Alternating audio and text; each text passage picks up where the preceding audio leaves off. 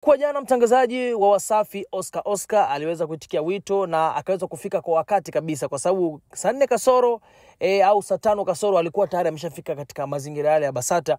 Na baada ya pale aliweza kushuka kwenye gari yake na waandishi walianza kumpokea, mimi mwenyewe nikiwa ni miongoni.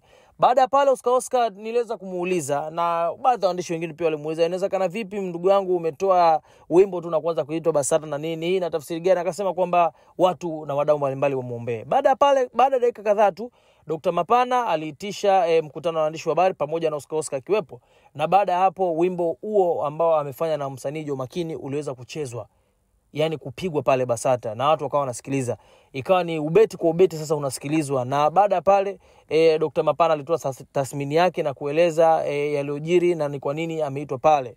So baada ya hapo Oscar pia naye akapewa nafasi ya kueleza kwamba ni kwa sababu gani ameimba ile nyimbo. Akasema kwamba bana yeye ameamua kuimba ile nyimbo kwa sababu ya masuala ya kijamii na vitu kama hivyo. Lakini kwa haraka ni kwamba ile nyimbo kuna maneno ambayo yametumika pale ambayo sio rafiki. So baada ya pale Dr. Mapana akaamua kumkabidhi muongozo wa Oscar.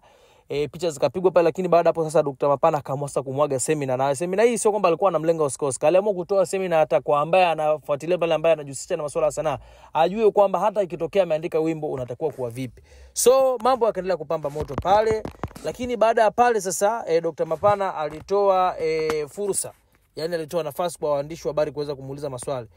Moja ya swali ambayo Dr. Mapana aliulizwa ni kuhusiana sasa na Oscar ameitwa pale Basata, nini kinafuata? Shida ilikuwa ni nini, lakini nini kinaendelea? Dr. Mapana akasema kwamba kwa mujibu wa alivyosikiza nyimbo na nini, ile nyimbo kuna daraja lilipewa ambalo ni daraja ambalo sio rafiki kwa kusikilizwa majira mchana kwa wimbo ule.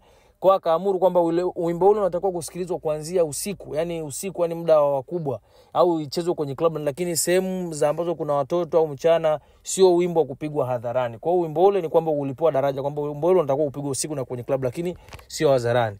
So hapa kupitia kwenye kurasa za mitandao za Oscar ameeleza kwamba nimemaliza kusoma mwongozo wa maadili ya sanaa aliopewa jana na Basata na nimeelewa vyema. Leo naelekea Zanzibar kuandika wimbo wangu mpya.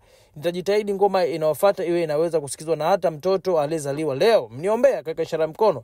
Sasa taarifa ni kwamba msanii mpya wa muziki wa hip hop Oscar amedai amepitia mwongozo wa maadili ya sanaa aliopewa jana Basata, na sasa ameamua kwenda Zanzibar kwa ajili ya kuandaa wimbo mpya ambao ana imani utasikilizwa na kila rika. Mimi ni Brian Hilary kutokea Bongo 5 TV. Shout sana kwa wote ambao wanafuatilia peji zetu. Hizi ni Kali za Town, na leo ni Ijumaa nzito kabisa, moto umewaka. Simba Sports.